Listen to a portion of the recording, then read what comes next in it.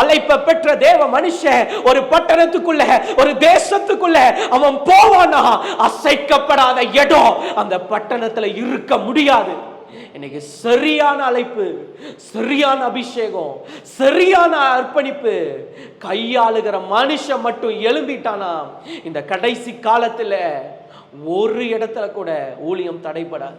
ஊழியம் தடைபடாது. சுவிசேஷம் சொன்னாதானங்க அடிப்பாங்க, சொன்னாதானே ஜெயிலில் போடுவாங்க, சொன்னாதானே தூக்கி வைப்பாங்க. போகும்போதே வல்லமை பாஞ்சுதுன்னா, போகும்போதே அற்புதம் நடந்துச்சுன்னா, நிற்கும் போதே அக்கினி ஊற்றப்பட்டுச்சுன்னா யார் தடுக்க முடியும்? அர்ப்பணிப்புள்ள, அழைப்புள்ள, அபிஷேகம் உள்ள மனுஷன் அவன் ஊழியம் செய்ய மாட்டான். அவனை கொண்டு என்ன செய்யணுமோ அதை பரிசுத்த ஆவியானவர் செய்து முடித்து கொண்டு போய்கொண்டே இருப்பார். ஆதியாகமத்தின் புஸ்தகம் 3வது அதிகாரம் 9வது வசனம். ஆதியாகமம் 3:9. அப்பொழுது தேவனாகிய கர்த்தர் ஆதாமை கூப்பிட்டு, நீ எங்கே இருக்கிறாய் என்றார். நீ எங்கே இருக்கிறாய் என்றார். ஆதியாகமம் 3வது அதிகாரத்திலே தேவன் ஒரு மனிதனை தேடி வருகிறார். ஆதாமை தேடி வந்து கர்த்தர் கேட்கிறார், ஆதாமே நீ எங்க இருக்கிற? அப்ப ஆண்டவருடைய மனிதர்களை குறித்த தேடல் எங்க ஆரம்பிக்குதுன்னா, ஆதியாகமத்திலேயே ஆரம்பிச்சிடறாரு. அவர் மனுஷனை தேட. இன்னைக்கும் கர்த்தருக்கு அந்த தேடல் முடிஞ்சிச்சான்னு பார்த்தா இன்னைக்கு வரைக்கும் ஆண்டவருடைய தேடல் முடியவே இல்லை. இன்றளவும் கர்த்தர் மனிதர்களை தேடிக்கொண்டே இருக்கிறார். இன்றளவும் ஆதியாகமத்தில் துவங்கின தேடல் இன்னைக்கும் ஆண்டவருடைய வருகைக்கு அப்புறமும் தொடர்ந்து கொண்டே இருக்கிறது. தேவன் இன்னும் மனிதர்களை தேடிக்கிட்டே தான் இருக்கிறார். ஒவ்வொரு காலத்திலையும் ஒவ்வொரு கூட்டமான மனுஷங்களை கர்த்தர் தேடிக்கொண்டிருக்கிறார். இந்த காலத்துல நான் இன்னைக்கு ஜெபம் பண்ணிட்டு இருக்கும்போது ஆண்டவர் திட்டமா சொன்ன ஒரு வார்த்தை, நான் இன்னும் தேடிக்கொண்டிருக்கிறேன், நான் இன்னும் தேடிக்கொண்டிருக்கிறேன். யாரை தேடுறாரு? அதை மாத்திரம் 3 காரியத்தை வேகமா நான் சொல்லி உங்களுக்கு ஜெபிச்சு முடிச்சிடுறேன். யாரை கர்த்தர் தேடுகிறார்? தேவன் இன்னும் தேடுறார் உண்மை, ஆனா யாரை தேடிக்கிட்டு இருக்கிறார்? வாசிக்கலாம். பிலிப்பியரின் புஸ்தகம் 3வது அதிகாரம் 14வது வசனம். கிறிஸ்து இயேசுவுக்குள் தேவன் அழைத்த பரம அழைப்பின் பந்தய பொருளுக்காக இலக்கை நோக்கி தொடருகிறேன். கிறிஸ்து இயேசுவுக்குள் தேவன் அழைத்த பரம அழைப்பின் பந்தய பொருளுக்காக இலக்கை நோக்கி தொடருகிறேன். முதலாவது, ஆண்டவர் யாரை தேடுகிறார் என்று சொன்னால், அழைப்பை நோக்கி தொடருகிறவர்களை தேடிக்கொண்டிருக்கிறார். இன்னைக்கு நிறைய பேருடைய வாழ்க்கையில அழைப்பை குறித்த கவலையே இல்லை, அழைப்பை குறித்த தேடலே இல்லை. ஆனா இன்னைக்கு இந்த ஜெபத்தில் இருக்கிற நமக்குள்ள ஒரு தேடல் வரட்டும், அழைப்பை குறித்த தேடல் வரட்டும். அழைப்பை சரியாய் கையாளுகிற தேவ பிள்ளைகளை ஆண்டவர் தேடிக்கொண்டிருக்கிறார். இன்னைக்கு நிறைய பேர் அழைப்பை மிஸ்யூஸ் பண்ண ஆரம்பிச்சிட்டாங்க. இன்னைக்கு நிறைய பேரை பார்த்தோம்னா அழைப்பை வேற மாதிரி பயன்படுத்த ஆரம்பிச்சிடறாங்க. தேவன் கொடுத்த அழைப்பின் நோக்கத்தை, தேவன் கொடுத்த அழைப்பின் தரிசனத்தின் நோக்கி இன்னைக்கு மனுஷங்க தொடர்றாங்கன்னா இன்னைக்கு நிறைய பேர் அதை செய்யறது இல்லை. அழைப்பை தேவன் ஒரு நோக்கத்துக்காக கொடுத்திருப்பார். இப்போ நம்ம ஒரு வண்டி வாங்குறோம்னா அதுக்கு மேல நமக்கு என்ன இருக்கும்? ஒரு நோக்கம் இருக்கும். அது எங்கேயாவது போயிட்டு வரணும், ஏதாவது பண்ணணும், நம்ம யூசேஜுக்கு தான் ஒரு காரியத்தை வாங்குவோம். ஒரு இடத்த ஒரு சிட்டிக்குள்ள வாங்கி போடுறீங்கன்னு வச்சுக்கோங்களேன், மெயின் ரோட்ல, அப்ப அந்த இடத்தை பத்தி நமக்கு ஒரு நோக்கம் இருக்கும். அதே போல தேவன் ஒரு மனுஷனை அழைக்கிறார்னா அதற்கு பின்னாடி ஒரு பெரிய நோக்கம் வச்சிருப்பாரு. ஆனா இன்னைக்கு நிறைய பேர் என்ன பண்ணிடுறாங்கன்னா அந்த நோக்கத்தை மிஸ்யூஸ் பண்ண ஆரம்பிச்சிடறாங்க. இன்னைக்கு அழைப்பை பெயருக்காகவும் புகழுக்காகவும் விற்று கொண்டிருக்கிற சந்ததி எழும்பிக் கொண்டிருக்கிறது. இந்த நாட்களில் கர்த்தர் ஒரு கூட்டத்தை தேடுறாரு. அந்த அழைப்புல நிற்கிற கூட்டத்தை, அந்த அழைப்பை நோக்கி தொடருகிற கூட்டத்தை கர்த்தர் தேடிக்கொண்டிருக்கிறார். அன்னைக்கு ஆண்டவர் யாரை தேடினார் தெரியுமா? முதல்ல பேதுருவை போய் அவன் மீன் பிடிச்சுக்கிட்டு இருக்கும்போது கண்டுபிடிச்சு தெரிந்து கொள்ளுகிறார். உடனே ஆண்டவர் கூப்பிட்ட உடனே பேதுரு மீனையும் விட்டுட்டாரு, வலையும் விட்டுட்டாரு, எல்லாத்தையும் விட்டுட்டு ஆண்டவரை நோக்கி வர ஆரம்பிச்சிட்டாரு. இன்னைக்கு இந்த ராத்திரி வேளையில இந்த சத்தத்தை கேட்கிற நம்ம ஒரு தீர்மானம் எடுக்கணும். நம்ம அழைப்பை நோக்கி தொடர வேண்டும். ஆண்டவர் என்ன தேடிக்கிட்டு இருக்கிறாருங்க. எதுக்கு தெரியுமா? அழைப்பை நோக்கி தொடர, தரிசனத்தை நோக்கி தொடர, அவர் கொடுத்த திட்டத்தை நோக்கி நான் முன்னேறி செல்வதற்கு கர்த்தர் என்னை தேடிக்கொண்டிருக்கிறார். இன்னைக்கு அந்த தேடல்ல ஆண்டவரை நான் இன்னும் தேட விட மாட்டேன். நான் அவருடைய தரிசனத்துக்காக முன்னாடி போவேன், நான் அவருடைய திட்டத்துக்காக முன்னாடி போவேன், நான் அவருடைய அழைப்புக்காக முன்னாடி போய் நிப்பேங்கிற ஒரு கூட்டத்தை கர்த்தர் இன்னைக்கு தேடிக்கொண்டிருக்கிறார். இன்னைக்கு நம்ம ஒன்று பண்ணணும், நம்முடைய அழைப்பின் மேல ரொம்ப கவனம் வைக்கணும். இன்னைக்கு அழைப்பு மேல கவனம் இல்லாமல் நிறைய பேரை பிசாசு வேற வேற வகையில திருப்பிடுறான். இன்னைக்கு நிறைய பேருக்கு என்ன அழைப்புன்னு கேட்டாவே தெரியல. இன்னைக்கு நமக்கு என்ன அழைப்பு இருக்கு? நிறைய பேருக்கு சுவிசேஷம் சொல்ல கர்த்தர் நம்மை அழைத்திருக்கிறார். நிறைய பேர் ஆயத்தம் பண்ண கர்த்தர் அழைத்திருக்கிறார். ஆனா இன்னைக்கு அதை பண்றோமா? நிறைய சமயம் நம்ம ஒரு காலகட்டத்துல பண்றோம், முடங்கி போயிடுறோம். ஒரு காலகட்டத்தில் ஆண்டவர் சொல்றதை செய்யறோம். நிறைய பேர் அழைப்பு வந்தோடனே உற்சாகமா இருக்கிறோம், அபிஷேகம் வந்தோன்னு உற்சாகமாக இருக்கிறோம். ஆனால் ஒரு நாள் கழித்து 2 நாள் கழித்து அந்த அழைப்பை மிஸ் பண்ணிட்டு ஓடிடுறோம், அந்த அழைப்பை விட்டுட்டு ஓடிடுறோம். ஆனால் இல்லைங்க, ஆண்டவருக்கு எப்படிப்பட்ட ஆட்கள் தேவை தெரியுமா? ஒவ்வொரு நாளும் அவருடைய அழைப்பில் நிற்க, ஒவ்வொரு நாளும் அவருடைய அழைப்பின் நோக்கத்தை நிறைவேற்ற, ஒவ்வொரு நாளும் தம்முடைய தயவுள்ள சித்தத்தை நிறைவேற்றுவதற்கான ஆட்களை இன்றளவும் கர்த்தர் தேடிக்கொண்டிருக்கிறார். தேவன் இப்படிப்பட்ட மனிதர்களை எல்லா காலத்திலையும் தேடிக்கிட்டு தான் இருக்கிறார். பழைய ஏற்பாட்டில் எலியாவை தேடினார், எலிசாவை தேடினார். புதிய ஏற்பாட்டில் ஒரு பவுலை போய் தேடினாருங்க. அவன் தான் சபையை உடைச்சான், அவன் தான் சபையை ஒண்ணுமில்லாமாக்கினான். ஆனா அந்த சவுலை தேடி போய் ஆண்டவர் அழைப்பை நிர்ணயித்த தேவனா இருக்கிறார். இந்த ராத்திரி வேளையில ஆண்டவர் நம்ம எதற்காக தேடுகிறார் தெரியுமா?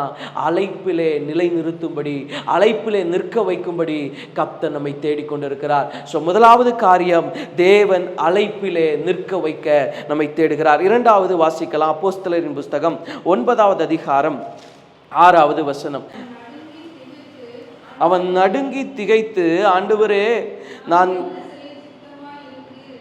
நான் என்ன செய்ய சித்தமாயிருக்கிறீர் என்றான். அதற்கு கர்த்தர், நீ எழுந்து பட்டணத்துக்குள்ளே போ, நீ செய்ய வேண்டியது அங்கே உனக்கு சொல்லப்படும் என்றார். முதலாவது, தேவன் அழைப்பை நிறைவேற்றுகிறவர்களை தேடுகிறார். இரண்டாவது, தேவன் யாரை தேடுகிறார் என்று சொன்னால் அர்ப்பணிக்கிறவர்களை தேடுகிறார். இந்த பவுல் ஆண்டவர் சொல்றாரு, முள்ளில் உதைக்கிறது உனக்கு கடினமா? எப்போ உனக்கு முள்ளில் உதைக்கிறது கடினமா பவுலே? அப்போ உடனே இவர் கேட்கிறாரு, நீங்க யாரு? நீ துன்பப்படுத்தின இயேசு நானு அப்படின்னு. உடனே பவுல் என்ன பண்றாருன்னா, நாம் என்ன செய்ய சித்தமா இருக்கிறீர் ஆண்டவரே. நம்ம நிறைய பேர் வேலையில அழைப்பை பெற்ற உடனே என்ன செய்யறதுன்னு தெரியாது. அழைப்பு வந்தோடனே என்ன ஊழியம் செய்யணும் தெரியாது. நானே அழைப்பு பெற்றது பார்த்தீங்கன்னா 2016-17 நான் அழைப்பு பெற்றுட்டேன். ஆனா அழைப்பை பெற்றதுக்கு அப்புறம் கூட இந்த ஊழியம் ஆரம்பிக்கும் போது பார்த்தீங்கன்னா 2022, அப்போ கிட்டத்தட்ட 5 வருஷம் என்ன பண்றதுன்னு தெரியல. 2020 ஊழிய திட்டத்தை கொடுத்துட்டாரு. ஆனா திட்டம் கிடைச்சதுக்கு அப்புறம் கூட 2022 வரைக்கும் ஊழியத்தை ஆரம்பிக்க தெரியல. அப்போ நிறைய வேலையில அழைப்பு இருந்து கூட நம்மளால என்ன பண்ண முடியலன்னா அர்ப்பணிக்க முடியல. அது ஒருவேளை நம்ம அறியாமையா கூட இருக்கலாம். ஆனா இந்த பவுல் பாருங்க, தாமதமே பண்ணல, கர்த்தர் கொடுத்த அழைப்புக்கு உடனே அர்ப்பணிக்கிறார். இன்னைக்கு ஆண்டவர் ஒரு கூட்டத்தை தேடுகிறார், அர்ப்பணிக்கிறவர்களை தேடுறாரு. நான் என்ன செய்யணும் ஆண்டவரே? நான் உமக்காக என்ன செய்யணும்? நம்முடைய ஊழியத்துக்காக என்ன செய்யணும்? கொஞ்சம் கேளுங்க, ஆண்டவருடைய சமூகத்துல கொஞ்சம் பேசுங்க. அவர் பேசுறதுக்கு ரொம்ப விரும்புறார். எந்த மனுஷன் நமக்கு செவி சாய்ப்பான்? இன்னைக்கு எல்லா ஜனங்களும் எப்படி ஆயிட்டோம்னா, நம்ம போய் ரொம்ப நேரம் பேசிட்டு ஓகே பாய் ஆண்டவரே நான் போயிட்டு வரேன் அப்படிதான் வரோம். ஆனா இல்லைங்க, ஆண்டவர் ரொம்ப பேச விரும்புறார். நம்ம போய் கர்த்தரிடத்துல கேட்டா அவர் சொல்லுவார், நம்ம பேசினா அவர் பதில் சொல்லுவார். நம்ம கூப்பிடும் போது மௌனமா இருக்கிறதுக்கு கல்லையோ மண்ணையோ நம்ம ஆராதிக்கல. நீங்களும் நானும் ஆராதிக்கிறது ஜீவனுள்ள தேவனாகிய கர்த்தர். ஏன் பேச மாட்டாரு? நம்ம போய் பேசும்போது கர்த்தர் கண்டிப்பா பேசுவார். சோ அழைப்பை பெற்ற உடனே அர்ப்பணித்த பவுல், உடனே நம்ம நிறைய வேலையில அழைப்பை பெற்ற உடனே ரொம்ப தாமதமான அர்ப்பணிப்பு இல்லைங்க. உடனே அர்ப்பணிக்கிற மனிதர்கள், உடனே கர்த்தருக்கு ஒப்பு கொடுக்கிற மனிதர்கள், உடனே நம்முடைய வாழ்க்கையை ஆண்டவரே நான் கொடுத்துறேன் ஆண்டவரே நீங்க நடத்துங்க ஆண்டவரே அப்படி சொல்லுகிற மனிதர்கள் தேவை. இந்த பவுல் ஒப்பு கொடுத்தாரு, சும்மா விட்டாரா? புதிய ஏற்பாடுல நான் நம்புறேன் பெரிய ஊழியத்தை செஞ்சதே இந்த பவுல் தான். புதிய ஏற்பாடுல ஒரு பெரிய தரிசனத்தை நிறைவேற்றினதே பவுல் தான். சில வேளையில நம்மை கொண்டு கர்த்தர் பெரிய காரியத்தை செய்யணும்னா கர்த்தர் நம்ம கிட்ட எதிர்பார்க்கிறது ஒரு சின்ன அர்ப்பணிப்பு, ஒரு துரிதமான அர்ப்பணிப்பு, உடனே ஒரு அர்ப்பணிப்பு. நிறைய வேளையில நம்ம மாசம் கழிச்சு வருஷம் கழிச்சு அர்ப்பணிப்போம். ஆனா இல்லைங்க, கர்த்தர் ஒரு காரியத்தை நம்மை குறித்து பேசுகிறாரா, ஆண்டவர் நம்மை குறித்து ஒரு திட்டத்தை பேசுறாரா, உடனே அர்ப்பணிக்க வேண்டும், உடனே ஓட வேண்டும், உடனே அந்த தரிசனத்தை தொடர வேண்டும், உடனே அந்த அழைப்பை நோக்கி ஓட வேண்டும். அப்படிப்பட்ட எலியாக்களை கர்த்தர் கர்த்தர் தேடிக்கொண்டிருக்கிறார். அப்படிப்பட்ட எலிசாக்களை கர்த்தர் இந்த நாட்களில தேடிக்கொண்டிருக்கிறார். தேவன் தேடுகிற மனுஷங்க இன்னைக்கு நீங்களும் நானும் தான். ஆனா இன்னைக்கு நம்முடைய வாழ்க்கையில அர்ப்பணிப்பு இருக்குதா? ரொம்ப கவனிக்கணும். உடனே அர்ப்பணிப்பு. சிலர் என்ன பண்ணுவாங்க, உடனே அர்ப்பணிச்சிருவாங்க, ஆனால் கொஞ்ச காலம் கழிச்சு மாறிடுவாங்க. ஆனால் இல்லைங்க, கர்த்தர் எப்படி தேடுறாரு தெரியுமா? இன்னைக்கு நிறைய பேரை கர்த்தரால் பயன்படுத்த முடியாத காரணம், ஆரம்பத்தில் அர்ப்பணிச்சிருப்பாங்க, அப்படியே விட்டுட்டு வந்துடுவாங்க. கொஞ்சம் ஆரம்பத்தில் கர்த்தர் தான் எல்லாம், அவர் இல்லாமல் நான் எதுவும் செய்ய மாட்டேன். ஆனால் நிறைய மனிதனுடைய வாழ்க்கையில் ஆரம்பத்தில் இருந்த அர்ப்பணம் முடிவில் இல்லவே இல்லை. ஒரு மனுஷன் மாத்திரம் வாழ்நாள் முழுவதும் சரியாய் கர்த்தருக்கு அர்ப்பணித்து இருந்தா ஒரு ஊழியம் எப்படி வெற்றியா இருக்குங்கிறதுக்கு பவுல் சாட்சி. பவுல் தன்னுடைய மரண பரியந்தம் தன்னை அர்ப்பணித்துக் கொண்டிருந்தான். கடைசி வரைக்கும் ஒரு அர்ப்பணிப்பு. உடனே அர்ப்பணிக்கிற நம்ம கடைசி வரைக்கும் அந்த அர்ப்பணிப்புல காத்து நிற்கிறவங்களா இருக்கணும். அர்ப்பணிப்பை விட்டு வெளியே போறவங்களா இருக்கக்கூடாது. அந்த அர்ப்பணிப்பை கடைசி வரைக்கும் நம்ம காத்து கொள்ளுகிற ஜனமா இருக்கணும். நம்மளுடைய வாழ்க்கையில நிறைய சமயம் வரும், நம்ம அர்ப்பணிப்பை கெடுக்கிறதுக்கே சில பிரச்சனை வரும். உங்கள் வாழ்க்கையில் நீங்கள் பண்ண அர்ப்பணிப்பை கெடுக்கிறதுக்கே நிறைய போராட்டம் வரும். ஆனால் அது எல்லாத்தையும் உதறி தள்ளிட்டு எதையெல்லாம் நம்ம லாபம்னு நினைக்கிறோமோ அதையெல்லாம் தூக்கி எரிஞ்சிட்டு அதையெல்லாம் தூக்கி வீசிட்டு ஒரு அர்ப்பணிப்பின் அழைப்பை நோக்கி தொடருவோம்னா தேவன் உங்களையும் என்னையும் தான் இந்த பூமியை பெரிய இடத்துல பயன்படுத்த முடியும். எந்த மனிதனுக்குள்ள தேவன் எதிர்பார்க்கிற அர்ப்பணிப்பு இருக்கோ, எந்த மனுஷனுக்குள்ள தேவன் பார்க்கிற அர்ப்பணிப்பு கடைசி வரைக்கும் இருக்கும், அந்த மனுஷனை கர்த்தர் சும்மா விடவே மாட்டார். அர்ப்பணிப்புள்ள மனுஷன் ஒருவேளை சும்மா இருக்கலாங்க, ஆனா அழைத்த தேவன் அர்ப்பணிப்புள்ள மனிதனை முடக்கி வைக்கிறவர் அல்ல. அர்ப்பணிப்புள்ள மனுஷனை கர்த்தர் அநேக இடங்களிலே எடுத்து பயன்படுத்துகிறவர். இன்னைக்கு தேவன் எதிர்பார்க்கிறது நம்முடைய வாழ்க்கையில் அர்ப்பணிப்பு. இன்னைக்கு நம்மை நாமே நிதானித்து அறியலாங்க. இன்னைக்கு நம்ம வாழ்க்கையில ஆரம்பத்திலிருந்து அர்ப்பணிப்பு இருக்குதா? ஆரம்பத்தில் கர்த்தருக்கு கொடுத்த இடம் இன்னைக்கு இருக்குதா? ஆரம்பத்தில் கர்த்தருக்கு கொடுத்த அந்த உண்மை இன்னைக்கு இருக்குதா? ஆரம்பத்தில் நிறைய பேர் நம்ம எப்படி இருப்போம்னா உண்மையா இருப்போம். ஆனா இல்ல இல்ல இல்ல, கடைசி வரைக்கும் உண்மையா இருக்கும்போது ஒரு நாள் வரும், அந்த நாளிலே தம்முடைய மகிமையை காட்டுவார். அர்ப்பணிப்பு இருந்துச்சுன்னா குறைவே இருக்காதுன்னு இல்லை, நிறைய குறைவுகள் இருக்குங்க, நிறைய வறட்சிகள் இருக்கும், நிறைய வறுமைகள் இருக்கும், நிறைய ஒன்றுமில்லாத சூழ்நிலை அர்ப்பணித்தவன் வாழ்க்கையில தான் இருக்கும். ஆனா அபின் நடுவில் கூட ஒரு அர்ப்பணிச்சவன் தொடருவானா கர்த்தர் அவனை கரத்துல எடுப்பார், கர்த்தர் அவனை பயன்படுத்துவார், கர்த்தர் அவனை தேசத்துல தலைவனா தம்முடைய அபிஷேகத்துக்கு தலைவனா நிறுத்தி பயன்படுத்துகிற நாள் வரும். இன்னைக்கு கர்த்தர் நம்ம எதற்கு தேடுகிறார் தெரியுமா? அர்ப்பணிப்பு இருக்காப்பா, அர்ப்பணிப்பு இருக்கா?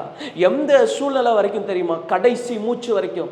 ஸ்தேவான் ஊழியம் செஞ்சுட்டு இருக்கும்போது ஒரு நாள் வருது, அவனை எல்லாரும் கல்லெறிஞ்சு கொல்றதுக்கு நிற்கிறாங்க. அந்த நேரத்தில் இன்னைக்கு இருக்கிற நம்மளா இருந்தால் என்ன பண்ணியிருப்போம்? ஓடி போயிருப்போம். ஆனால் அந்த கடைசி நிமிஷத்தில் கூட ஸ்தேவான் ஒரு அர்ப்பணிப்பை காட்டுறார். கடைசி நிமிஷத்தில் கூட ஏங்க அடித்து கொல்ல போகிறாங்க, ஒன்று ஓடணும் இல்லை ஏதாவது பண்ணி விழுகணும். ஆனால் அடித்து கொள்கிற சூழ்நிலையில் கூட தான் முழங்காலம் முடக்கி தன் கரங்களை உயர்த்தி ஆண்டவருடைய கரத்தில் தன் ஜீவனை ஒரு மனிதன் ஒப்பு கொடுப்பான்னா இன்னைக்கு அந்த கடைசி மூச்சில் கூட கர்த்தர் நம்ம கிட்ட அர்ப்பணிப்பை தேடுறாரு. நான் ஒன்று அதிகமாக ஜெபம் பண்ணியிருக்கிறேன் வாலிபன் நாட்களில். நான் ஊழியத்துக்கு வர்றதுக்கு முன்னாடி அதிகமாக ஒன்று ஜெபம் பண்ணுவேன், ஆண்டவரே எனக்கு அர்ப்பணிப்பை தாங்க.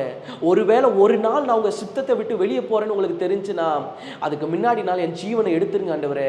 நான் இது ஒரு நாள் இல்லை, 2 நாள் இல்லை, வருஷ கணக்கில் முழங்காலில் நின்று இந்த ஜெபத்தை நான் பண்ணியிருக்கிறேன். என் வாழ்க்கையில் இன்னைக்கு ஊழியம் செய்கிறது தெரியுது, வெளியே நிறைய சபைகளுக்குள் போகிறது தெரியுது, ஆனால் அர்ப்பணிப்பின் நாட்கள் யாருக்கும் தெரியாது. சில வேளையில் அர்ப்பணிப்பின் நாட்கள் யாருக்கும் தெரியணும்னு அவசியம் இல்லை, அது கர்த்தருக்கு தெரிஞ்சா போதும். இன்னைக்கு நிறைய சமயம் மனுஷனுக்கு தெரிஞ்சாதான் நான் அர்ப்பணிப்பேன், மனுஷனுக்கு தெரிஞ்சாதான் என்னால் ஊழியம் செய்ய முடியும். இல்லைங்க, கர்த்தருக்கு நம்ம அர்ப்பணிப்பு தெரிஞ்சா போதும், கர்த்தருக்கு நம்ம உண்மை தெரிஞ்சா போதும், கர்த்தருக்கு நம்மளுடைய ஒழுக்கம் தெரிஞ்சா போதும், வேற யாருக்கும் தெரியணும்னு அவசியம் இல்லை. அவருக்கு உண்மையா ஓடி பாருங்க, ஆண்டவர் பெரிய காரியத்தை நம்மை கொண்டு செய்வார். ஸோ ஆண்டவர் அப்படிப்பட்ட அர்ப்பணிப்பை நம்ம கிட்ட எதிர்பார்க்கிறார். சில இடத்துல ஊழிய நாட்கள்ல சில வறட்சிகள்லாம் நிறைய இருந்திருக்குது, வறட்சியே இல்லாமலாம் வரல. அநேக நாட்கள் சில வேளையில சாயங்காலம் வரைக்கும் சாப்பாடு இல்லாமல் ஓடின நாட்கள் உண்டு, பணம் இல்லாமல் சாப்பிடாத நாட்கள் உண்டு. ஆனாலும் ஓடினால் கர்த்தர் நிலை நிறுத்துவார்ங்கிற நம்பிக்கை, ஆனாலும் ஓடினால் தேவன் தம்முடைய சித்தத்தை நிறைவேற்றுவார்ங்கிற நம்பிக்கை. இதுவரைக்கும் வரைக்கும் நம்ம ஊழியத்தில் இருக்கிறவங்களுக்கு தெரியும், நான் இந்த 5 வருஷத்தில் ஒரு நாள் கூட என் தேவையை போய் யார்கிட்டையும் நான் சொன்னதில்லை. எனக்கு பர்சனலாக இது தேவை, எனக்கு பர்சனலாக இந்த காரியம் வேணும், எனக்கு இந்த தேவையில் நான் நிற்கிறேன், ஒரு நாள் கூட ஜெபம் பண்ணிக்கோங்கன்னு கூட நான் யார்கிட்டையும் சொன்னதில்லை. ஏன்? ஆண்டவருக்கு நான் கொடுத்த அர்ப்பணிப்பு. ஒரு இடத்துல ஊழியத்துக்கு நான் போயிருந்தேன். நம்ம ஒரு பெரிய கூட்டம் அந்த சமயம் நடத்துகிற சமயம், அந்த கூட்டத்துக்கு நான் போயிருந்த போது, நான் போகும்போதே என்ன நமக்கு முன்னாடி இருக்குன்னா ஒரு பெரிய தேவை இருக்குது. அந்த அன்னைக்கு அடுத்த நாள் மீட்டிங்க்கு ஆடியோ போடுறாங்க. அந்த ஆடியோவுக்கு நம்ம காசு கொடுக்கணும். அப்போது கூட்டத்துக்கு ஒரு தேவையோடு தான் போகிறேன். போகும்போதே என் வழியில் மனசு என்ன மாறிடுச்சுன்னா, காணிக்கை வரும், காணிக்கையை கொண்டு வந்து இங்கே கொடுத்துடலாம் அப்படின்னு மனசு மாறிடுச்சு. கர்த்தர் பார்க்குறாரு, போய் சொல்ல முடியாது, ஆண்டவர் பார்க்குறாரு. மனசு மாறிடுச்சு. அப்போ ஆண்டவர் என்னோடு இடைப்பட்டார். நான் உன்னை பயன்படுத்தணுமா, நீ போய் அங்கே ஊழியம் பண்ணு, ₹1 காணிக்க வாங்காமல் திரும்பி வா அப்படின்னாரு. நான் அதே விசுவாசத்தோட ஆண்டவர் சொன்னதை நம்பி நான் அப்படியே போகிறேன், அங்கே ஊழியத்தை நிறைவேற்றுறேன். திரும்பி வரும்போது அவங்க காணிக்கையை கொண்டு வந்து கவரில் தராங்க. ஒரு பெரிய சர்ச்சு கொண்டு வந்து தராங்க. நான் சொல்கிறேன், எனக்கு வேண்டாம், நீங்களே இதை ஊழியத்துக்கு பயன்படுத்துங்க, கர்த்தர் வாங்க வேண்டான்னு சொல்லிட்டேன். நான் ஜெபம் பண்ணி திருப்பி அவங்க கையில் கொடுத்துட்டு வந்துட்டேன். ஆனால் நான் திரும்பி வந்தேன், ஊழியம் செஞ்சேன், ஆண்டவருக்கு உண்மையாக அர்ப்பணிச்சுட்டு வந்தேன். நான் திரும்பி வந்த அடுத்த ஈவினிங் ஒரு சிஸ்டர் எனக்கு ஃபோன் பண்ணுறாங்க. நான் வழக்கமாக ஒரு மிஷினரி ஸ்தாபனத்துக்கு ஒரு காணிக்கை அனுப்புவேன். அந்த காணிக்கையை இந்த டைம் அங்கே வாங்குற ஆள் இல்லை, அதனால் ஆண்டவர் உங்கள் கையில் தர சொல்கிறாரு, நான் அதை உங்கள் கையில் தரேன். நமக்கு என்ன ஆடியோக்கு தேவையோ அதுக்கு மிஞ்சின தொகை அதில் இருந்துச்சு. நமக்கு என்ன தேவை இருந்துச்சோ அதை மிஞ்சின பணத்தை கர்த்தர் அதில் வைத்திருந்தார். இந்த ராத்திரி வேலையில் நான் சொல்கிறேன், அர்ப்பணிக்கிறவங்களை அவர் கைவிட மாட்டாருங்க. ஆனால் நம்ம வாழ்க்கையில் என்ன தேவை தெரியுமா? தேவன் எதிர்பார்க்கிற அர்ப்பணிப்பு தேவை. இது ஒரு நாள் ப்ராசஸ் இல்லை. ரட்சிக்கப்பட்ட ஒவ்வொரு மனுஷனும் தான் கடைசி மூச்சு வரைக்கும் அர்ப்பணிப்போடு ஓடணும். ரட்சிக்கப்பட்ட ஒவ்வொரு மனுஷனும் தான் கடைசி சுவாசம் வரைக்கும் அர்ப்பணமா மாறணும். என்னைக்கு நம்ம சுவாசம் கூட அர்ப்பணமாக மாறுதோ அன்னைக்கு கர்த்தர் நம்மை பயன்படுத்துகிறார்னு அர்த்தம். ஒரு அர்ப்பணிப்பு உள்ளவனை கொண்டு கர்த்தர் பெரிய காரியங்களை செய்வார். ஸோ இந்த ராத்திரி வேலையில் இந்த சப்தத்தை கேட்கிறவங்க வாழ்க்கையில் தேவனுக்கு அர்ப்பணிக்கிற வாழ்க்கையை வாழுங்கன்னு சொல்கிறேன். தேவன் தேடுகிற 2வது மனிதர்கள் அர்ப்பணிப்பு உள்ளவர்கள். கடைசி வரைக்கும் முடிவு பரியந்தம் அர்ப்பணித்து அவருடைய சித்தத்துக்காய் ஓடுகிறவர்களை கர்த்தர் இந்த நாட்களிலே தேடிக்கொண்டிருக்கிறார். 3வது ஒரு காரியத்தை நான் சொல்கிறேன். அப்போஸ்தலரின் புத்தகம் 2வது அதிகாரம் 1வது வசனத்திலிருந்து 4வது வசனம் வரைக்கும் வாசிக்கலாம். பெந்தேகோஸ்தே என்னும் நாள் வந்தபோது அவர்கள் எல்லாரும் ஒருமனப்பட்டு ஓரிடத்தில் இருந்தார்கள். அப்பொழுது பலத்த காற்று அடிக்கிற முழக்கம் போல வானத்திலிருந்து சடுதியாய் ஒரு முழக்கம் உண்டாகி அவர்கள் உட்கார்ந்திருந்த வீடு முழுவதையும் நிரப்பிற்று. அல்லாமலும் அக்கினிமயமான நாவுகள் போல பிரிந்திருக்கும் நாவுகள் அவர்களுக்கு காணப்பட்டது. அவர்கள் ஒவ்வொருவர் மேலும் அமர்ந்தது. அவர்கள் எல்லாரும் பரிசுத்த ஆவியினாலே நிரப்பப்பட்டு ஆவியானவர் தங்களுக்கு தந்தரின வரத்தின்படியே வெவ்வேறு பாஷைகளை பேச துவங்கினார்கள். 3வது கர்த்தர் யாரை தேடுறார் தெரியுமா? அபிஷேகத்தை சரியா பயன்படுத்துகிற மனிதர்களை தேடுறாரு. அபிஷேகத்தை சரியா கையாளுகிற மனுஷனை இன்னைக்கு கர்த்தர் தேடுறாரு. இன்னைக்கு அபிஷேகம் கிடைச்சிட்டா போதும், வரம் கிடைச்சிட்டா போதும், இல்லாத வித்தையெல்லாம் காட்டுவோம். எங்கேயுமே நடக்காத வித்தையெல்லாம் இன்னைக்கு நாட்களில் நிறைய வித்தைகளை காட்டி கொண்டு இருக்கிறோம். ஆனா இல்லைங்க, அபிஷேகத்தை காத்து கொள்ளுகிற ஒரு கூட்டத்தை கர்த்தர் தேடிக்கொண்டிருக்கிறார். அபிஷேகத்தை சரியா கையாளுகிற ஒரு கூட்டத்தை கர்த்தர் தேடிக்கொண்டிருக்கிறார். இன்னைக்கு அந்த கூட்டம் அங்கே இருக்கிற நம்ம இருக்கணும். இன்னைக்கு நிறைய பேர் அபிஷேகத்தை என்ன பண்றோம்னா மிஸ்யூஸ் பண்ண ஆரம்பிச்சிடறோம். சிலர்லாம் என்ன பண்றாங்கன்னா, எனக்கு சிலதெல்லாம் வேதனையா இருக்கும். அவங்க தப்பு பண்றாங்களா சரியான எனக்கு தெரியாது. சில கூட்டங்கள்ல சில பிசாசு ஆடும், சில மேல இருக்கிற அசுத்த ஆவி ஆடும். உடனே அதை என்ன பண்ணுவாங்கன்னா வீடியோ ரெக்கார்ட் பண்ணி யூடியூப்லயோ இல்லை சோஷியல் மீடியாஸ்லயோ போஸ்ட் பண்ணிடுவாங்க. ஆனா அது எனக்கு என்னமோ அது சரியான ஒரு வழியா எனக்கு தெரியல. ஒரு பிசாசை விரட்டுறது, ஒரு வாலிப பெண்ணா இருக்கலாம், அவங்களுடைய எதிர்காலம் இருக்கும், அவங்களுடைய பின்னணி இருக்கும், அதெல்லாம் யோசிக்காம நிறைய பேர் அதை என்ன பண்ணிடுவாங்கன்னா எடுத்து போஸ்ட் பண்ணிடுவாங்க. நம்ம ஊழியம் கணுவாயில் இருக்கும்போது நிறைய பேர் வந்திருக்கிறீங்க, உங்களுக்கு தெரியும். அங்கே சில வேலையில் நிறைய பிசாசை நம்ம விரட்டி இருக்கிறோம். பிசாசின் அசுத்த ஆவிகள் ஓடி இருக்கு. ஒரு நாள் கூட நம்ம என்ன பண்ணது இல்லைன்னா அங்கே வீடியோ எடுத்ததும் கிடையாது, அதை போஸ்ட் பண்ணதும் கிடையாது. ஒரு நாள் கூட, நாட் ஈவன் சிங்கிள் டே நம்ம அதை பண்ணது கிடையாது. அதை பண்ணியிருந்தால் நமக்கு நிறைய வாய்ப்புகள் கிடைச்சிருக்கும், நிறைய இடங்கள்ல நம்ம போய் நின்றுக்கலாம். ஆனால் ஒரு நாள் கூட நம்ம அதை பண்ணவே இல்லை. ஏன்? அந்த அபிஷேகத்தை சரியாக கையாள விரும்பணும், அந்த அபிஷேகத்தை சரியாக நடத்தணும்னு விரும்பணும். இன்னைக்கு நிறைய பேர் ஆவியானவர் எங்கே கொண்டு வந்துட்டாங்கன்னா மியூசிக் கொண்டு வந்துட்டாங்க. கிட்டாருக்கும் கீபோர்டுக்கும் ஆவியானுடைய வல்லமை போயிருச்சு, கிட்டாருக்கும் கீபோர்டுக்கும் ட்ரம்ஸுக்கும் ஆவியானுடைய வல்லமை இன்னைக்கு போயிருச்சு. ஆனால் நான் சொல்கிறேன், எதுலேயுமே இல்லை, ஆவியானுடைய வல்லமை அவர் கையில் தான் இருக்குது. இன்னைக்கு நிறைய பேர் கை தட்டினா தான் ஆவியானவர் வருவார், கை தட்டலைனாலும் அவர் வருவார். ட்ரம்ஸ் அடித்தாதான் வருவார், அடிக்கலைனாலும் அவர் வருவார்.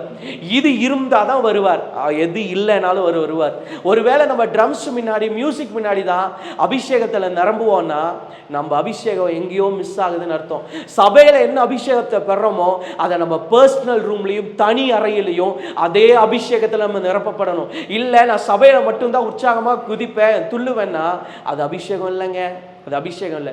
ஒருவேளை நம்ம முயற்சி பண்ணாதனால கிடைக்காம இருக்கலாம். ஆனால் மியூசிக் ஒரு நாளும் அபிஷேகமாக மாறிடாது, ட்ரம்ஸ் ஒரு நாளும் அபிஷேகமாக மாறிடாது. இன்னைக்கு நிறைய சபையில் என்ன பண்ணுவாங்க தெரியுமா? அபிஷேக நேரம் வந்தால் ட்ரம்ஸை பலமாக போட்டு தட்டு தட்டு தட்டுன்னு தட்டுவாங்க. எதுக்கு தட்டுறாங்கன்னே தெரியாது. ஆனால் ஆவியானவர் அதில் இல்லை, அவருடைய வல்லமை அவர் கரத்தில் தான் இருக்குது. இன்னைக்கு நிறைய சமயம் நம்ம மியூசிக்கை தேடுறோம், இல்லைங்க, அவருடைய வல்லமை அவர் கையில் தான் இருக்குது. இன்னைக்கு ஆவியானவரை தேட வேண்டிய நம்ம இன்னைக்கு நிறைய சமயம் மிஸ்யூஸ் பண்ண ஆரம்பிச்சிடறோம். ஆனால் இன்னைக்கு கர்த்தர் ஒரு சந்ததியை தேடுறாரு, அபிஷேகத்தை சரியா பயன்படுத்துகிற சந்ததியை தேடுறாரு, அபிஷேகத்தை சரியா கையாளுகிற சந்ததியை தேடுறாரு. இன்னைக்கு இங்கே இருக்கிற எல்லார் மேலேயும் ஊழிய அழைப்பு இருக்குன்னு நான் நம்புகிறேன். பழைய ஏற்பாட்டில் தான் குறிப்பிட்ட ஊழிய அழைப்பு, புதிய ஏற்பாட்டில் சொல்கிறாரு, நீங்கள் புறப்பட்டு போய் சகல ஜாதிகளை விசேஷராக்கி. எல்லார் மேலேயும் சுவிசேஷம் நம்ம மேலே விழுந்த கடமை. ஸோ அந்த காலிங், ரட்சிக்கப்பட்ட ஒவ்வொருவர் மேலும் அந்த அழைப்பு வந்துடுது. அந்த அழைப்பை நிறைவேற்றுகிற மனுஷங்களுக்குள்ள இருக்க வேண்டிய இந்த 3 சுபாவம் இல்லாதனால தான் இன்னைக்கு தேசம் எழுப்புதல் பார்க்கலைங்க. இன்னைக்கு எழுப்புதல் வராமல் இருக்கிறதுக்கு சாதாரணம் கிடையாது, இந்த 3 தான் காரணம். இன்னைக்கு செய்ய வேண்டிய காரியத்தை செய்ய வேண்டிய வகையில் செய்யாதனால தான் இன்னைக்கு நம்மளால எழுப்புதலை பார்க்கவே முடியல, இன்னைக்கு எழுப்புதலை நோக்கி நம்மளால ஓடவே முடியல. இன்னைக்கு கர்த்தர் தேடுகிற மனுஷன் அபிஷேகத்தை சரியா கையாளுகிற மனுஷன். அபிஷேகத்தை வியாபாரம் பண்ணக்கூடாது. என்கிட்ட இவ்வளோ கிஃப்ட் இருக்குது, என்கிட்ட இவ்வளோ வரம் இருக்குது, நான் இவ்வளோ கொடுத்தா தான் வருவேன், நான் இவ்வளோ கொடுத்தா தான். இன்னைக்கு நிறைய பேர் இப்படி இருக்கிறாங்க. சில ஊழியக்காரங்க சில கூட்டத்துக்கு கூப்பிட்டோன்னா இவ்வளோ பணம் கொடுங்க, இத்தனை டிக்கெட் போடுங்க, இந்த ஏசியில் போடுங்க, இந்த ஃப்ளைட்டில் போடுங்கன்னு சொல்லி தான் சில ஊழியக்காரங்க புறப்படுறாங்க. ஆனால் கர்த்தருக்கு அவங்க தேவையில்லை, கர்த்தருக்கு அவங்க தேவையில்லை. அவங்கெல்லாம் எதனால பிழைக்கிறாங்க தெரியுமா?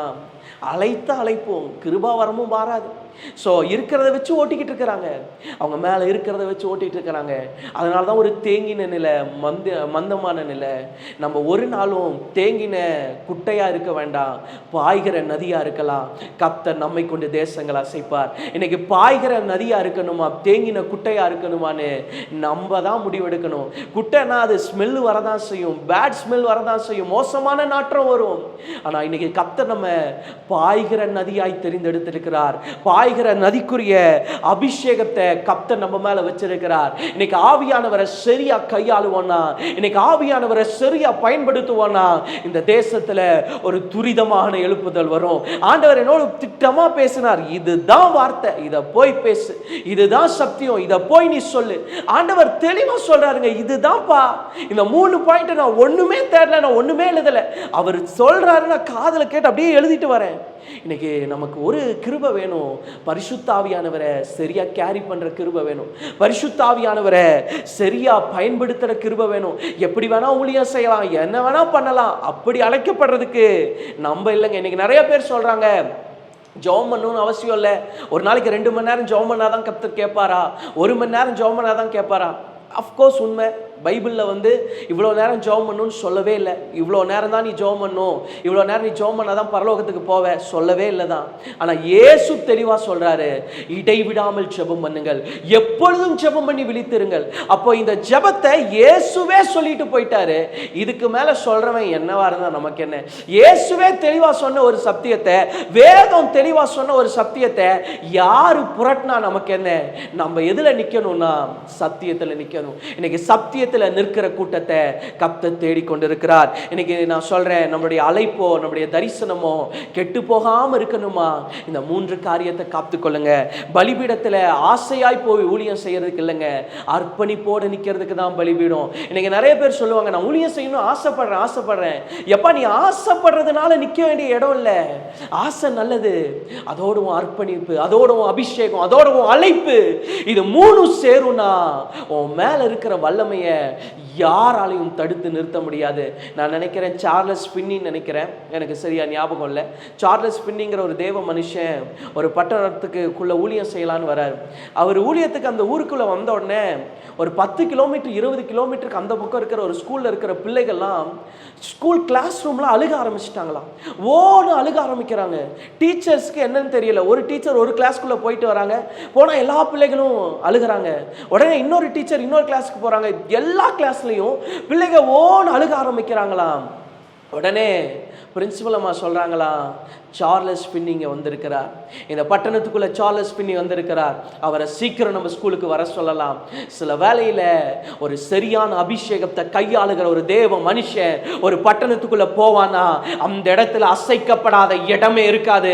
அந்த இடத்துல எதெல்லாம் அசைக்கப்பட முடியாம இருக்குதோ அத்தனையும் அபிஷேகம் பெற்ற தேவ மனுஷன், அர்ப்பணிச்ச தேவ மனுஷன், அழைப்ப பெற்ற தேவ மனுஷன் ஒரு பட்டணத்துக்குள்ள ஒரு தேசத்துக்குள்ள அவன் போவானா, அசைக்கப்படாத இடம் அந்த பட்டணத்துல இருக்க முடியாது. இன்னைக்கு சரியான அழைப்பு, சரியான அபிஷேகம், சரியான அர்ப்பணிப்பு கையாளுகிற மனுஷன் மட்டும் எழும்பிட்டானா, இந்த கடைசி காலத்துல ஒரு இடத்துல கூட ஊழியம் தடைப்படாது. ஊழியம் தடைப்படாது. சுவிசேஷம் சொன்னாதானங்க அடிப்பாங்க, சொன்னாதானே ஜெயில போடுவாங்க, சொன்னாதானே தூக்கி வைப்பாங்க. போகும்போதே வல்லமை பாஞ்சுதுன்னா, போகும்போதே அற்புதம் நடந்துச்சுன்னா, நிற்கும் போதே அக்கினி ஊற்றப்பட்டுச்சுன்னா யார் தடுக்க முடியும்? ஒரு மனுஷன் போறான், போகும்போதே 10 வீட்டில் அலறல் சத்தம் கேட்குது, ஒரு மனுஷன் அங்கே நிற்கிறான், ஒரு 1000 கூட்டம் அலறுது ஆடுது, என்ன பண்ண முடியும்? எவனா வந்து நிறுத்துவானா? ஸோ இன்னைக்கு தடை நம்ம தான். இன்னைக்கு நம்ம அந்த அர்ப்பணிப்பு, அந்த அழைப்பு, அந்த அபிஷேகத்தை இன்னைக்கு ஆண்டவருடைய சமூகத்தில் நம்ம கேட்க போறோங்க. நான் உண்மையாக விசுவாசிக்கிறேன், ஒரு தேவ மனுஷன் மட்டும் சரியா இருந்தானா அவனுடைய ட்ரெஸ்ஸு கூட ஊழியம் செய்யும், அவன் கட்டில் கூட ஊழியம் செய்யும். எத்தனையோ முறை நான் சொல்லியிருக்கிறேன், சில தேவ மனுஷங்க செத்து போன இடத்துல கொண்டு போய் வியாதி உள்ளவங்க படுக்க வச்சா கூட சரியாய் வந்த எத்தனையோ பேர் இருக்கிறாங்க. மரிச்சு போன சரீரத்தின் பக்கத்தில் போய் ஜீவன் பெற்று வந்த எத்தனையோ பேர் இருக்கிறாங்க. இன்னைக்கு ஒரு தேவ மனுஷன் மட்டும், தேவ பிள்ளை மட்டும் தன்னுடைய அழைப்ப, அர்ப்பணிப்ப, அபிஷேகத்தை காத்து கொண்டா இன்னைக்கு தேசத்தை அசைக்கிற கூட்டம் நம்ம தாங்க. இன்னைக்கு பிசாசு எதுல ரொம்ப கவனமா இருக்கிறான்னா, இந்த அழைப்பை, இந்த அர்ப்பணிப்பை, இந்த அபிஷேகத்தை கெடுக்கணும். அதுதான் இன்னைக்கு அவனுடைய நோக்கம். இன்னைக்கு நிறைய பேருக்கு ஆசை தான் ஊழியம் செய்யணும்னு. ஏன்? நான் நல்லா இருக்கணும், நான் பெருசா நிற்கணும், நான் மேலே வந்து நிற்கணும். எப்பா, அது இல்லைப்பா ஊழியம், அது இல்லைப்பா ஊழியம். நீ அபிஷேகிச்சு, நீ உன் அபிஷேகத்தோட, நீ உன் அழைப்போட, நீ உன் அர்ப்பணிப்போட உண்மையாக வந்து நின்று பாரு, அந்த இடத்துல இருக்கிற ஊழியம் எதுவுமே இல்லை. போன ஒரு 2 வாரத்துக்கு முன்னாடி எங்கள் பாஸ்டர் ஒரு சம்பவத்தை தன்னுடைய பிரசங்கத்தில் சொன்னார். அது எனக்கு நினைவுக்கு வருது. அவர் சொல்கிறாரு, 23வது சங்கீதத்தை ஒரு பெரிய ஆடிட்டோரியத்தில் ஒரு 2 பேரை வாசிக்க சொன்னாங்களாம். ஒரு சின்ன பையன் வந்து ரொம்ப தெளிவாக, திக்காமல், திணறாமல் பர்ஃபெக்டாக வாசிச்சுட்டானாம். வாசித்த உடனே அவங்க ரொம்ப கைத்தட்டினாங்களாம். அடுத்து இன்னொரு பெரியவர் வந்து வாசிச்சாராம், வயசானவர். அவர் பைபிளை தூக்கிட்டு வரும்போதே ஒரு நடுக்கத்தோட வந்து வாசிக்கிறாராம். கர்த்தர் என் மெய்ப்பரா இருக்கிறார். அவருடைய வாய்ஸே அப்படியே நடுங்குதான். அந்த நடுக்கத்தோட வாசிக்கிறாராம். ரொம்ப பொறுமையாக நிறுத்தி நிதானமாக கண்ணீரோட வாசிக்கிறாராம். அவர் வாசித்து முடித்த உடனே அந்த அரங்கமே எந்திரிச்சு நின்று அவருக்கு கை தட்டினாங்களாம். காரணம் என்னன்னா, அந்த பையன் தன்னுடைய திறமையில வாசிச்சுட்டு வந்தான். இந்த முதியவர் தன்னுடைய அர்ப்பணிப்பில், தன்னுடைய வாழ்க்கையை கடந்து வந்த பாதையில், தன்னுடைய வாழ்க்கையில் ருசிச்ச அனுபவத்தில், ஒவ்வொரு நாளும் தான் பார்த்த அனுபவத்தை சொல்லி வாசித்தார். எனக்கு நிறைய சமயம் அனுபவத்தில் ஊழியம் செஞ்சோம் நான் தோற்று போயிருங்க. நான் நிறைய டைம் நான் நான் இது பண்ணியிருக்கிறேன். சில சபைகளுக்கெல்லாம் போகும்போது முந்தின சபையுடைய அனுபவத்தை எடுத்து நான் இங்கே பயன்படுத்தினேன்னா மினிஸ்ட்ரி ஃபெயிலியராக நிற்கும். ஆனால் ஆண்டவர் சொன்ன வார்த்தையை தெளிவாக போய் சொல்ல ஆரம்பித்தோன்னு வைங்களேன், அப்படியே அக்கினி ஊற்றப்படும், அப்படியே வல்லமை ஊற்றப்படும், அப்படியே மகிமை ஊற்றப்படும். இன்னைக்கு கர்த்தருக்கு தேவை என்ன தெரியுமா? அழைப்பை சரியாக கையாண்டு அர்ப்பணிச்சு அபிஷேகத்தை காத்துக்கொண்டு மிஸ்யூஸ் பண்ணாதவங்க இன்னைக்கு தேவை. நான் தெளிவாக அந்த வார்த்தையை சொல்கிறேன். இன்னைக்கு நிறைய பேர் இந்த மூணையுமே மிஸ்யூஸ் பண்ண ஆரம்பிச்சிட்டாங்க. அவங்க திறமை இருக்குன்னு சொல்லி, அவங்க தாளந்து இருக்குன்னு சொல்லி. இல்லை இல்லை இல்லை, நம்ம எவ்வளோ மேலே போகிறோமோ அவ்வளோ நம்மளை தாழ்த்தணும். இங்கே இருக்கிற நம்மளை கர்த்தர் பெருசாக பயன்படுத்தலாம், வர நாட்களில் பெரிய இடத்துல நிற்க வைக்கலாம். ஆனால் நான் விசுவாசிக்கிறேன், எவ்வளவு மேலே போகிறோமோ அவ்வளவு முழங்கால் கீழே போகணும். எவ்வளவு உயர்த்தப்படுறோமோ அந்த அளவுக்கு நம்ம முழங்கால் கர்த்தருக்கு முன்னாடி தேய்க்கப்படணும். அந்த அளவுக்கு நம்ம முழங்கால் கர்த்தருக்கு முன்னாடி அவ்வளவு ஒப்பு கொடுக்கப்படணும். அப்படிப்பட்ட ஆட்களை இன்னைக்கு கர்த்தர் தேடுறாரு. எனக்கு இன்னும் கர்த்தர் தேடிக்கொண்டிருக்கிறார், இன்னும் கர்த்தர் தேடிக்கொண்டிருக்கிறார். என்னால என்ன செய்ய முடியும்? கர்த்தர் செய்வாருங்க. இந்த 3 இருக்கிற மனுஷன் அவன் செய்யவே மாட்டான், கர்த்தர் எல்லாத்தையும் செய்வார். அர்ப்பணிப்புள்ள, அழைப்புள்ள, அபிஷேகம் உள்ள மனுஷன் அவன் ஊழியம் செய்ய மாட்டான். அவனை கொண்டு என்ன செய்யணுமோ அதை பரிசுத்த ஆவியானவர் செய்து முடித்து கொண்டு போய்கொண்டே இருப்பார். இன்னைக்கு அந்த அழைப்பு தாங்க தேவை, இன்னைக்கு அந்த அர்ப்பணிப்பு தேவை, இன்னைக்கு அந்த அபிஷேகம் தேவை. இன்னைக்கு அப்படி ஒப்பு கொடுக்கிறவர்களா ஆண்டவருடைய சமூகத்தில் இருந்து நிற்கலாம். ஆண்டவருடைய பிரசன்னத்தில் இந்த ராத்திரி வேளையில எழுந்து நின்று, ஆண்டவரே நீங்கள் எங்களை நிரப்பணும். யாருமே நம்ம கைத்தட்ட வேணாம். நான் சொன்னேன்ல, கைத்தட்டுறதுல அபிஷேகம் இல்லை. நான் கைத்தட்டுறதுல அபிஷேகம். ஒரு பெரிய ஊழியம் இருக்குது, அவங்க எவ்வளவோ பாடுவாங்க, பாடிட்டு அந்த அபிஷேக நேரத்தில் மட்டும் என்ன பண்ணிடுவாங்கன்னா எல்லா மியூசிக்கும் ஆஃப் பண்ணிடுவாங்க. ஆனால் ஆவியானவர் ஊற்றப்படுவார். நான் சொல்கிறேன், அபிஷேகம் வல்லமை மியூசிக்கில் இல்லவே இல்லை, தட்டுறதில்ல. அதுக்காக அது வேண்டவே வேண்டாம், வாசிக்கவே கூடாதுன்னு அப்படி கிடையாது. வாசிக்கலாம், ஆனால் அதை தெய்வமாக மாற்றிடக்கூடாது, அதை விக்கிரகமாக உருவாக்கிடக்கூடாது. இன்னைக்கு நிறைய பேர் நம்ம கைத்தட்டதே விக்கிரகமாக்கிட்டோம், நிறைய பேர் மியூசிக் வாசிக்கிறதே விக்கிரகமாக்கிட்டோம். ஆனால் இல்லைங்க, அவருடைய வல்லமை அவர்கிட்ட தான் இருக்குது. இந்த ராத்திரி வேளையில் அப்படியே கண்களை மூடி, தகப்பனே இந்த 3 வார்த்தைகளை நாங்கள் கேட்டோமே, இதற்குரிய அபிஷேகம், இதற்குரிய வல்லமை இந்த கரை நிறைஞ்ச உலகத்தில் ஐயா ஆண்டவரே, ஒரு கரை இல்லாம ஆண்டவரே, ஒரு ஒழுங்கான ஒரு அபிஷேகத்தை ஒரு கேரி பண்ற ஊழியனா ஆண்டவரே, அபிஷேகத்தை சரியா பயன்படுத்துகிற ஊழியக்காரியா, கடைசி கால எலியாவா, கடைசி கால எஸ்தரா, ஒரு தெபோராலா, ஓ எழும்புகிற சந்ததி இங்கிருந்து முளைக்கட்டும் ராஜா. ரேகா தாராபா சந்தரபா, இந்த ராத்திரி வேளையில கர்த்தருடைய ஆவியானவர் திருமூலம் பற்றி இருக்கிறீர், கர்த்தருடைய ஆவியானவர் திருமூலம் பற்றி இருக்கிறீர். உம்முடைய அபிஷேகம் நதியை போல பாயட்டும், நதியை போல பாயட்டும், நதியை போல பாயட்டும். தேவன் தேடுகிற மனிதனை தேவன் தம்முடைய கரத்திலே எடுப்பார். ரகா லபா தாடா பாலா சந்தா ரபா லபா கபா லபா. ராத்திரி தேவன் அழைப்பு பெற்றவங்களை தேடுறாரு, அபிஷேகம் உள்ளவங்களை தேடுறாரு, அர்ப்பணிப்பு உள்ளவங்களை தேடுறாரு. இன்னைக்கு நீங்க தான் உங்களை கர்த்தர் தேடுறாரு. இன்னைக்கு கர்த்தர் கையில மட்டும் உங்களை ஒப்பு கொடுத்து பாருங்க, அவர் உங்களை ஆச்சரியமா அதிசயமா பயன்படுத்துவார்.